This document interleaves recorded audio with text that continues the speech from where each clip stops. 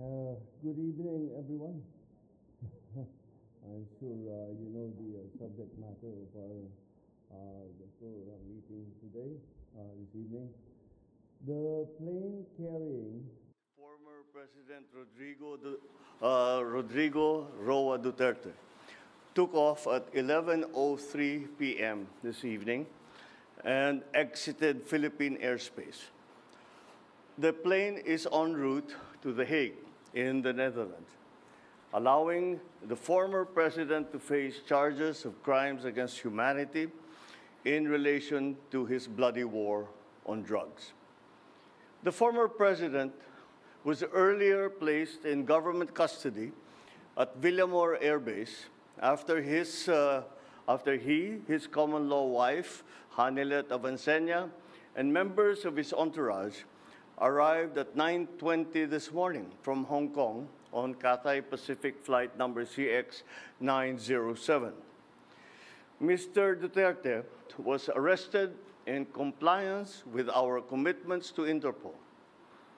Hours before his arrival, Interpol Manila received an official copy of the ICC warrant. This prompted the Prosecutor General of the Department of Justice to serve the warrant. Interpol asked for help, and we obliged because we have commitments to the Interpol, which we have to fulfill. If we don't do that, they will no longer help us with other cases involving Filipino fugitives abroad. This is what the international community expects of us as the leader of a democratic country that is part of the community of nations. So I'm sure that the details that surround what has happened today are familiar to you. I just wanted to make very, very clear and give you the facts for the departure of former President Duterte from the Philippines. Thank you. Thank you very much, Mr. President. Kanina po ay nagpaabot ng tanong ang mga miyembro ng Malacanang Press Corps at atin po itong sasagutin. Question number 1. Mr. President, meron po bang pisikal na kopya ng warrant of arrest laban kay dating Pangulong Rodrigo Duterte mula sa ICC? Meron. This came in. Actually, it came in. I received it from Secretary Remulla. I received it at 3 a.m. last night, and I looked at it, and we went back and forth. 6:30, he wrote me again, and he said, "We have it already. We have the warrant of arrest from Interpol." And I said, "Okay, we'll put all our plans into place, and sige, let's proceed as we had discussed." Now that's what happened. So yes, there is a very clear document that will explain that will explain the basis on how we conducted this arrest of former President Duterte. Sir, is it okay if we give them copies of the arrest warrant, photocopies of the arrest warrant? Will that be possible? Do we have limitations on that? We have the limitations, but we have here the SILG, who has been, of course, part and parcel of the entire operation. We will provide the PCO with a digital copy.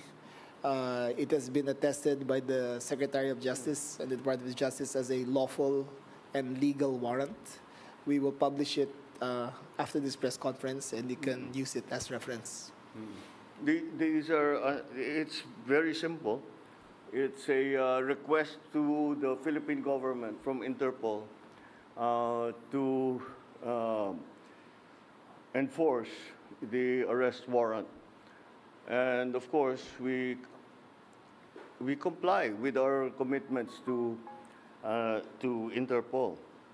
We did not do this because it was derived from or it came from ICC. we did this because Interpol asked us to do it.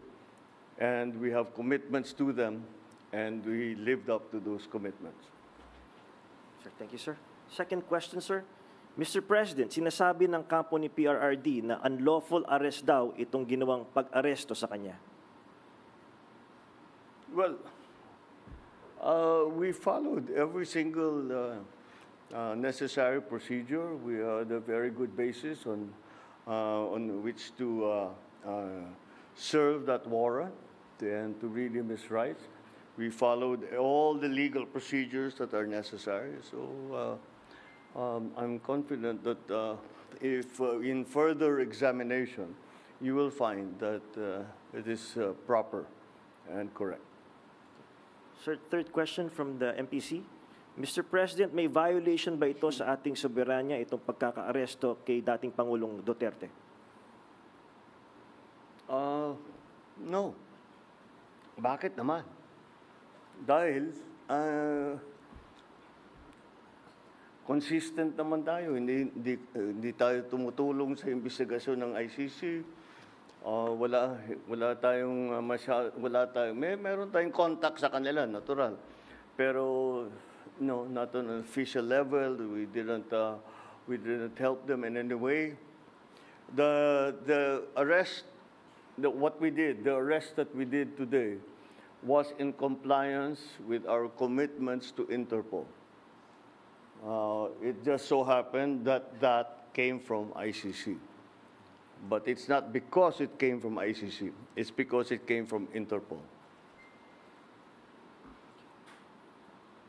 Pang-apat po na tanong, Mr. President, sinasabi po nila na ito ay political persecution lamang at may kaugnayan din daw sa 2028 elections.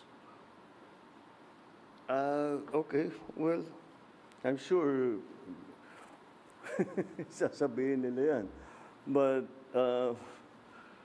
this case started in 2017 when we were still members of the ICC, and it was during the time of former President Duterte.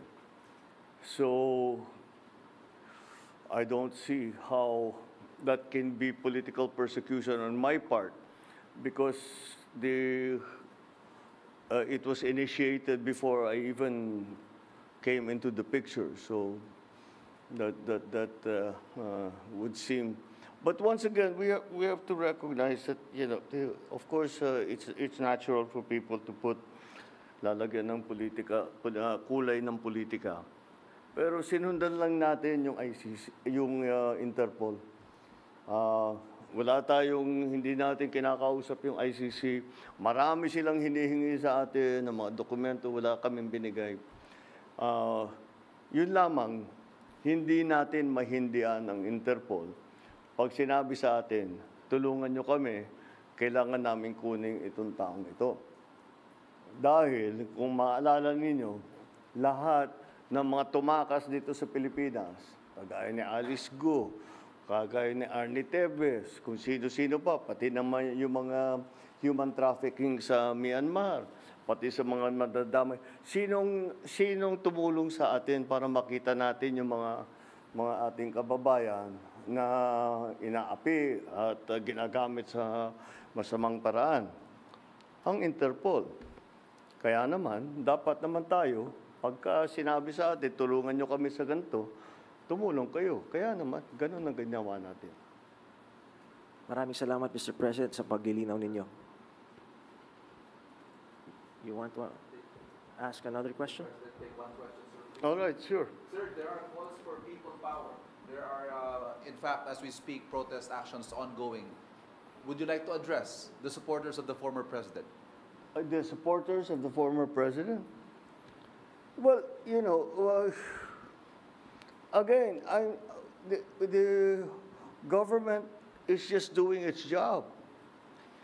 Wala namang, it's not because it's one person or another that we do the things that we do. Maybe nung mga nakaraan na mga administrasyon, baka ganun ang ginagawa. Pero para sa akin, hindi naman ganun. Sumusunod tayo sa batas, We are a member of the community of nations. We must live up to our responsibilities, to the commitments that we have made to the community of nations. And that is what's happened here. Politics doesn't enter into it. Bakit? Why that? You know, he's never going to be a candidate for anything. Why go after him? Di ba? At saka 2017 pa ito, wala pa ako. Civilian pa ako noon. So, this is the evolution of his case, and this is where we end up. Yeah. All right. Thank you very much, Mr. President. Thank you. Thank you. Good evening. Thank you. At dyan po nagtatapos ang ating press conference. Abangan niyo po yung mga briefings namin sa mga susunod na araw.